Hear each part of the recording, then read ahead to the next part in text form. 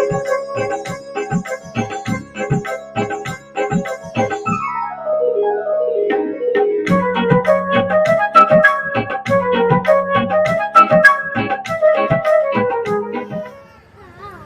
बदल लेने से, ग्राम बदल लेने से, वेश बदल लेने से, बाहर के परिवर्तन से कुछ होने वाला नहीं है।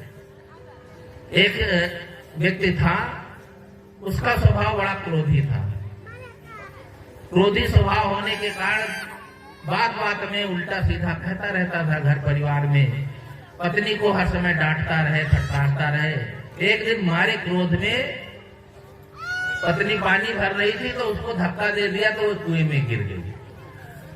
कुएं में गिर गई। जब तक लोगों ने निकालने का प्रयास किया गया तब तक वो डूब गई। अब कोई डोरी रस्सी ले बैठा थोड़े है कि झट से डाले कूद के निकाल ले। पहले से कोई शूटिंग थोड़े हो रही थी, वो तो लोग देख रहे थे गाली गुप्ता कर रहा है, लेकिन ये धमाक से मार दिया धाक, गिर गई। लेकिन निकालते निकालते वो डूब गई, भर गई। तो अब उसने सोचा, अब सब लोग इकट्ठा हो गए मोहल्ले के, गांव के, तो उसको लगा कि अगर अब पकड़े जाएंगे तो पुलिस आएगी और जेल ले जाएगी, पता नहीं क्या हो।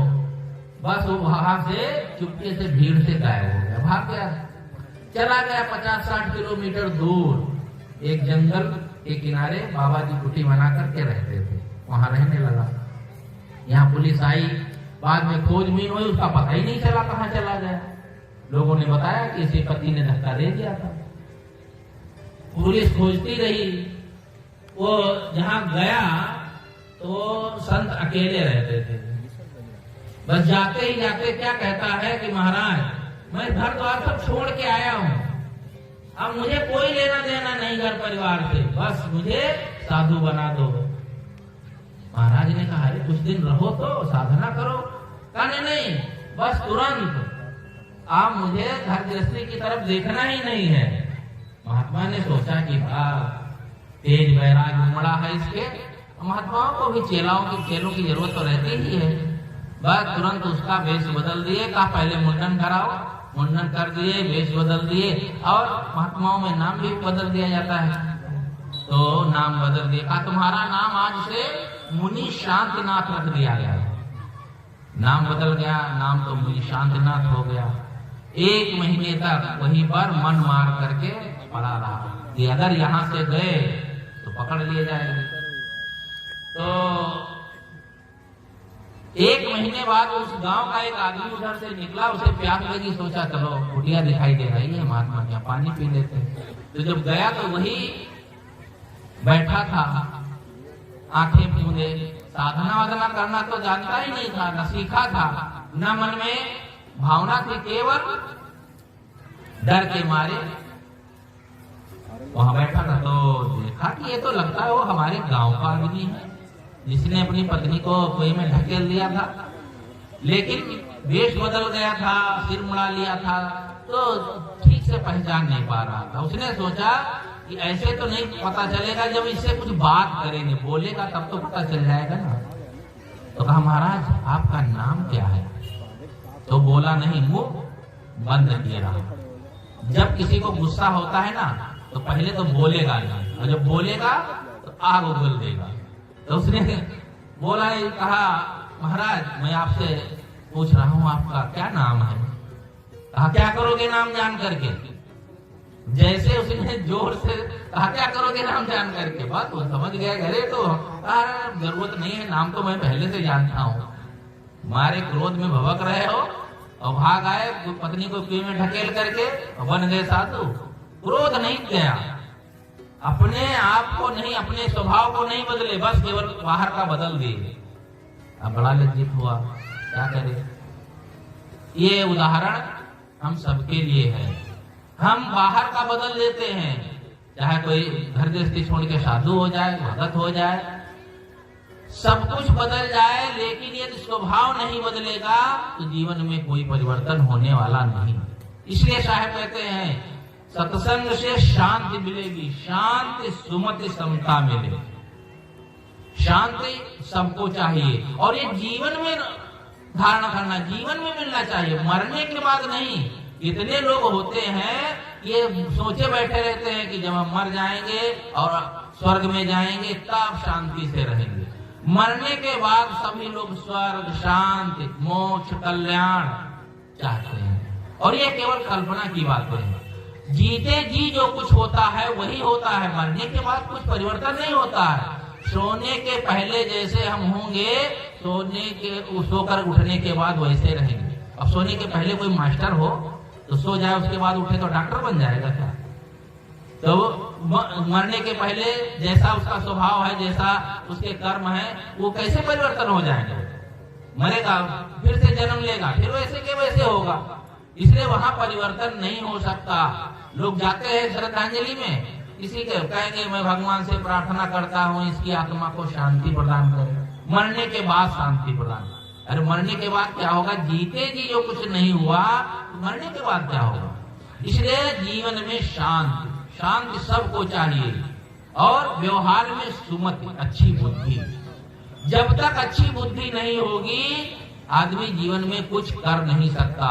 बुद्धि सबके पास है, बुद्धि तो ऐसी है कि चोर डकैतों के पास, आतंकवादियों के पास ऐसी सी बुद्धि है कि सरकार को भी फेल कर देते हैं। लेकिन वह बुद्धि किस काम की? साहब कहते हैं शांति सुमति वह बुद्धि जिससे हमारे घर परिवार में, समाज में एकता रहे, प्रेम रहे, सद्भाव रहे, ऐसी बुद्धि होनी चाहिए। ऐसी सुमति रहे परिवार में ताघर स्वर्ग समान, संत सेव गुरु भक्ति कर लेवे मोक्ष महान। सुमति रहे, लेकिन सुमति नहीं रहती है। घर परिवार में देखो, पति पत्नी में देखो, सास बहू में देखो, कहीं भी देखो, लगता है कि पहले के दुश्मन एक जगह इकट्ठा किए गए हैं। बात बात में तनिक से कुछ बात हो जाए, कोई नुकसान हो जाए, कुछ हो जाए, बस भभक पड़ते हैं। लड़ाई झगड़ा करने से, तू मैं करने से कभी भी किसी समस्या का समाधान नहीं होता है। समस्या का समाधान होता है उस विषय पर ध्यान पूर्वक चर्चा करने से या सोचने से, समझाने से समस्या का समाधान होगा। कोई नुकसान हो जाए, आप उसको डांट दो, मार दो, तो क्या वो नुकसान की भरपाई हो जाएगा? जब तक समझदारी से काम नहीं लिया जाएगा तब तक नुकसान की भरपाई नहीं होती है। इसलिए अच्छी बुद्धि हो, आपस में मेल से रहें। मैं साधारण बात आप लोगों के सामने कहता हूं जो घर परिवार में आज देखा जाता है। एक परिवार में 4 लोग थे, पति पत्नी और उसकी बहन थी, माँ थी, केवल 4 लोग थे। लेकिन आपस में सुमति नहीं था। सुमत सही बुद्धि ना होने से वे बात बात में झगड़ते रहते थे। कभी कभी जब झगड़ा बंद हो जाता था तो मुंह फुला लेते थे। लोगों में यही बात है, या तो लड़ेंगे या तो मुंह फुला करके बैठ जाएंगे, बोलेंगे ही नहीं, किसी से कोई बात नहीं करना। दोनों खराब है।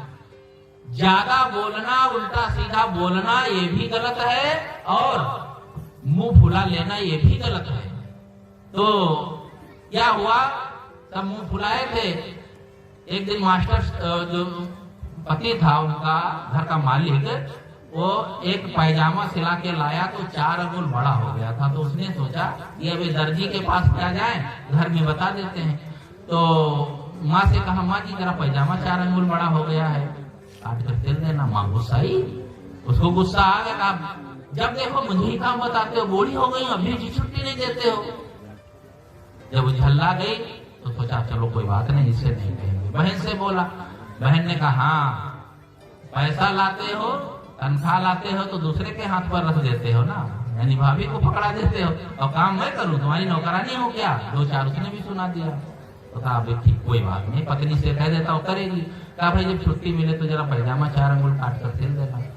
पत्नी ने कहा पैजामा बाद में काटूंगी, मेरा सिर काट के कुएं में डाल दो, मर जाऊं मैं, छुट्टी पा जाओ। जब देखो मेरे काम बताते हो, दिन भर काम मैं करती हूँ, रोटी बनाऊं, कपड़ा धोऊं और बर्तन मांजूं, सारे काम मैं करती हूँ। ये बुढ़िया बैठी टुकुर टुकुर देखती, इसे नहीं कह सकते हो। और ये जो तुम्हारी बहन है इस घर से उस घर टेलीफोन की तरह जाती रहती है, इधर की बात उधर सुनाती रहती, इसको नहीं बता सकते। पत्नी ने तो और ज्यादा गजब किया, बस उसने टांग दिया, कहा मैं लौट कर खुद सिल लूंगा, मुझे भी आता है। यहाँ जब वो चला गया तो माँ का पारा उतरा, तो माँ ने सोचा अरे भैया कोई काम बताता नहीं था, आज बता दिया, जरा कर दूंगी तो अच्छा रहेगा। तो उसे जैसे ही सुई में धागा डाला तो एक ही बार में मशीन में धागा पड़ गया। बस उसने 4 अंगुल काट कर सिर पे टांग दिया। बहन घूम घाम के आई तो उसका भी पारा उतरा, भैया अकेला है, मेरी शादी करेगा, मुझे लाएगा ले जाएगा, और मैं इतना जोर से नहीं मुझे बोलना था। उसने भी 4 अंगुल काट के सिर पे टांग दिया। और शाम को जो पत्नी का पारा उतरा तो उसने सोचा अरे सारा काम करती हूँ, एक छोटा सा काम भी कर देती हूँ। बस झट से उसने भी काट करके सिर पे काट दिया। अब बताओ 4 अंगुल 3 आदमी काटेंगे तो कैसा रहेगा। जब वो शाम को आया तो देखा देखी कितना लंबा है, तो लंबा कहाँ, वो तो ना तो जांघिया में भी रहे ना पैजामा घुटनों तक हो गया। आप लोगों को हंसी आती ना, ये कैसे लोग हैं। अरे किसी को बता देते, क्यों बताते भाई, बता तब दे जब सुमत हो, आपस में बोल चाल हो, प्रेम हो, तब ना बताया जा सकता। इसलिए जीवन में सत्संग तब उतरेगा जब हम इस सत्संग को हृदयांगम करेंगे, उस पर विचारेंगे। जो संत लोग कहते हैं क्या केवल वाणी से कहते हैं, इसका कभी देखो तो गुस्सा आ जाए, चुप होकर के देखो, ना बोल करके देखो। कोई तुमको गाली दे दिया, छोटा है तो भी ना बोलो, उसको ना डांटो, उसके बाद देखो 10 मिनट बाद 1 घंटे बाद क्या परिणाम दिखता है। वो भी पछताएगा और आपका मन भी हल्का होगा। पहले तो होता है तुरंत इसको डांट फटकार सुना तब ठीक रहेगा, लेकिन ये थोड़ा समय दे करके देखो। उन बातों को की साहेब कहते थे, संत कहते थे, पुस्तक में ऐसा लिखा है, उस बात को हृदय में थोड़ी देर रख करके देखो, समाधान बहुत अच्छा होगा। इसलिए साहेब ने कहा कि जीवन में सत्संग से शांति, सुमति, समता ये सब आते हैं, और जो भोग हैं जो हमें प्राप्त हैं उसमें हमें संतोष होगा। बिना संतोष के आदमी कभी सुखी नहीं हो सकता।